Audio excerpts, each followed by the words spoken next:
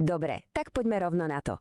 Dnes sa pozrieme na niečo, čo sa odohráva doslova pred našimi očami, a to je obrovský, masívny posun v tom, ako rozmýšľame o peniazoch, úsporách a investíciách. Tie staré, zabehnuté systémy čelia obrovskému tlaku a nové technológie medzi tým prinášajú zmeny, ktoré sú naozaj radikálne. No a práve tu je tá kľúčová otázka, ktorou by sme mali začať. Čo sa vlastne stane, keď tie istoty, na ktoré sme sa celé generácie spoliehali, viete, štátne dôchodky, stabilita bank, hodnota našich úspor, keď toto všetko začne zrazu javiť známky slabosti? Presne táto neistota totiž poháňa všetky tie zmeny, o ktorých si dnes povieme viac. A pozor, toto nie je len nejaká teória, toto je reálny titulok z 10. marca 2026. Jasne ukazuje, že obavy o štátny dlh nie sú nič abstraktné, ale majú skutočné následky a vyvolávajú poriadnu nervozitu na medzinárodných trhoch. Je to taký prvý, veľmi hlasný varovný signál. A hneď ďalší článok z toho istého dňa ešte pritvrdzuje. Dôchodkový systém, ktorý je vlastne jedným z úplne základných pilierov sociálnej istoty, je tu označený za kolabujúci a toto sa už priamo dotýka finančnej budúcnosti miliónov ľudí.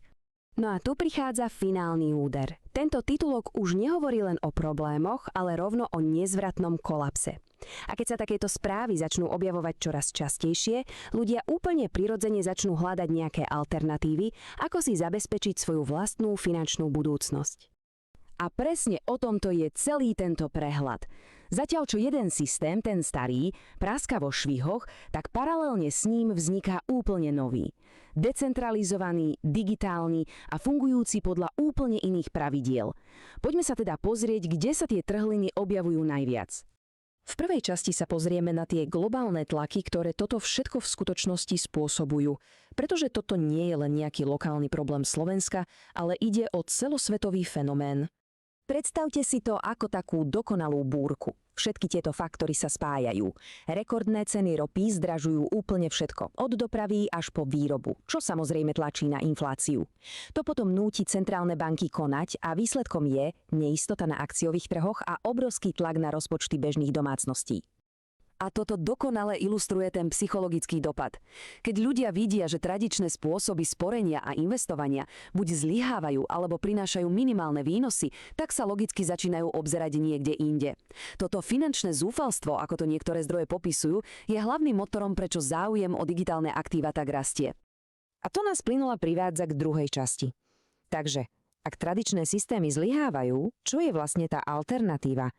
No, pre čoraz väčšiu skupinu ľudí, ale aj inštitúcií, sa odpoveďou stáva Bitcoin. Toto číslo hovorí samo za seba. 10. marca 2026 sa Bitcoin obchodoval za viac ako $70 000. Toto už dávno nie je nejaký okrajový experiment, ale je to globálne aktívum s trhovou kapitalizáciou, ktorá konkuruje tým najväčším firmám na svete. No a tu vidíme jeden fascinujúci kontrast. V presne ten istý čas, keď médiá píšu o masívnom výpredaji fondov naviazaných na zlato, čo je tradične ten bezpečný prístav, sa o Bitcoine hovorí ako o digitálnom zlate, ktoré práve prechádza testom odolnosti. A tento posun v myslení investorov je absolútne kľúčový. Takže, prečo vlastne digitálne zlato? Tou odpoveďou je programovo zaistená vzácnosť. My presne vieme, že nikdy, ale nikdy nebude viac ako 21 miliónov bitcoinov. A v dobe, keď centrálne banky môžu tlačiť prakticky neobmedzené množstvo peňazí, je táto matematická istota pre mnohých nesmierne atraktívna. Ale pozor, príbeh sa pri bitcoine zďaleka nekončí. Okolo neho totiž vyrastá celá jedna nová finančná infraštruktúra. Poďme sa pozrieť, ako to stavia na jeho základoch. Kľúčovým stavebným kameňom tejto novej infraštruktúry sú tzv. Stablecoiny. Predstavte si ich jednoducho ako digitálne doláre alebo eurá, ktoré kombinujú stabilitu tých tradičných mien s rýchlosťou a efektivitou blockchainu. Vďaka ním sú možné okamžité globálne prevody s minimálnymi poplatkami. A v tomto je ich obrovský disruptívny potenciál. Podľa analytikov napríklad z Jefferies, firmy čoraz častejšie využívajú stablecoiny namiesto tých pomalých a drahých medzinárodných bankových prevodov. A to priamo ohrozuje jeden z hlavných zdrojov príjmu tradičných bank. Tento nový systém prináša aj úplne nové možnosti. Zabudnite na sporiace účty s takmer nulovým úrokom. Vo svete decentralizovaných financií, skrátenie DeFi, čo sú v podstate finančné služby fungujúce bez bank, je možné požičiavať svoje digitálne aktíva a získavať výnosy, o akých sa v tradičnom bankovníctve ani nehovorí.